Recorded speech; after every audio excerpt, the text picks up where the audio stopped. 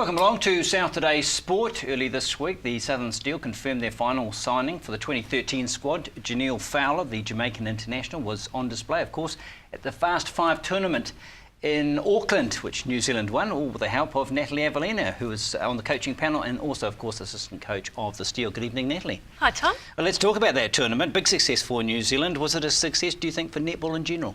Yeah, look, I think so. The crowd really got into it. It was just a different format. Obviously similar to the 2020 they play in cricket, and the atmosphere was fantastic, different style of netball, and it was a real fun event. So I think something they're looking at similar to the rugby sevens in the future. One feedback I've had from the netball community is the lack of whistle, the reduction, which annoys people watching the game. That's a plus. Yeah, it is a plus, and the umpires are also told not to talk so much either. Well done. Because they can often say to a player, you know, your hands are up before your 3 feet, or stop doing that. So it was really limited with the amount of talk and the amount of whistle. There was a bit of contact, but they let it go, and I suppose that's something they could look at into the full format of the game. And different countries took different approaches. I mean, we fielded a very strong lineup. Australia perhaps more of an experimental squad. Yeah, and I think with the Australians, the top line players are required to have an 8-week break, and they're heading off to England in January, so it was going to cut it too fine for them so they weren't available.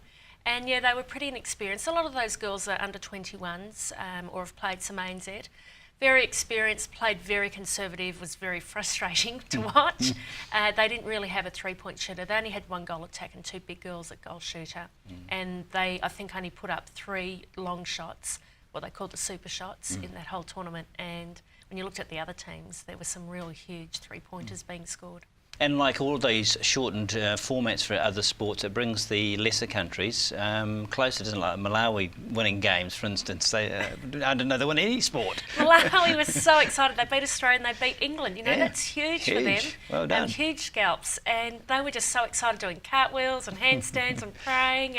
And they're just crowd favourites. And that's what you want, you know. And they expose some really great talent out there. And unfortunately, when they get to the full 15-minute quarters, they just lack that fitness and that hard netball experience. But, you know, they're ranked reasonably high. They have good rivalry with South Africa, similar to Australia and New Zealand. So maybe in a few years, you know, if they keep those players, you know, as talk that some of them could experience ANZ, I think they're a long way off from that, but it's great to see them out there and giving the top countries a bit of a push. All right, let's talk about Fowler, a very, very big unit that you're going to have handy as a goal shoot. Yeah, she is. She's only 23, but has a lot of international experience already. Usually a short-range shooter, but she put up a 3-pointer at the Fast 5. She's just going to add a bit more height. And look, we needed a big-name player in our team, and I think she's a great signing for us. But we've also got Tapia Selby-Reckitt, who also needs the exposure as well. So Janelle will have to work extremely hard to get on court, because the Jamaicans aren't renowned for their training ethic. Right. And I had a quick chat with her on Monday before I flew out after the Fast 5, and said, you know, she will need to keep up her training, and but she's a big target for us, pretty accurate shooter, and so we're pretty excited about having her. Right, and she'll be excited about it, this opportunity, because there are only limited places available in this very tough competition. Well, there is. With only 10 teams, there's not very many Jamaicans, so usually 1 a year comes out. So now they've got 2. They're 2 main shooters. They have actually played together with Romelda at goal attack and Janelle at goal shooter. Is she like Romelda, for those at home? No, she's a lot more solid, and she's very tall. She's taller than Romelda, so great elevation as well, and pretty close to the bus, to the hoop. So, you know, hopefully accuracy-wise we'll be pretty good there. But yeah, I think she's a lot stronger. Lovely girl. She's I'm pretty cool. I'll fit in with everyone, you know. So, and her accent's not that hard, so everyone will be able to understand her, which is great. Yeah, I look forward to interviewing her. I'll be on a stool, perhaps. But she does keep the average age down, because that's a consistent factor. This is the youngest Steel squad by some margin. Yeah, it is. And when you can name 14 players, we've brought in some real young ones as well who are eligible for under 21. So we've got quite a few under 21 players. They've also got the World Youth Cup in August next year. So there's quite a few of them playing in a lot of franchises, and they obviously need the court time. And with Janine as coach, you know, they're wanting to head our way and get on court. So pretty exciting. We've kept the core group, and Wendy Free's come back into the team. So still got some experience there, but yeah, still a lot of youth. So Wendy and Philippa, they'll be the senior statespersons, won't they? Yeah, they will with Jodie. So Wendy and Phil, Jodie, of course. yeah, in the mid-court. So that'll bolster our mid-court now with Shannon Francois and Courtney Tyree.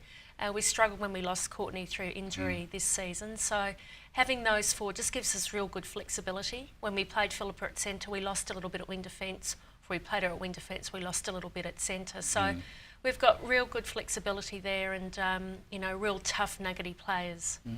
Tell us a bit about Rachel Rasmussen and what she's going to bring to the mix. Yeah, I've played against Rachel and she's an interesting character on the court, but a lot of people have said that we're so lucky to have her. She's a fantastic person off the court. She'll lead our defence end extremely well. She's a great leader. She likes to bring the teams together. So I don't know her personally off the court, but she's not that tall, but she has played well for the Mystics when she's taken the court for them. So hopefully she can work with these under-21 defenders that we've got and really take them to that next level and be a real support person for them down there. And some local contingents too, with Stacey and Kate coming into the squad. There's room for people here that can break in. Yeah, that's right. Kate Shearer is studying in Otago and Stacey Peters from Gore is also studying in Otago. So Kate's a goal attack. She's come into some of our trainings this year to play against our team. She's really quick, really fast, has played really well for Otago in the NPC.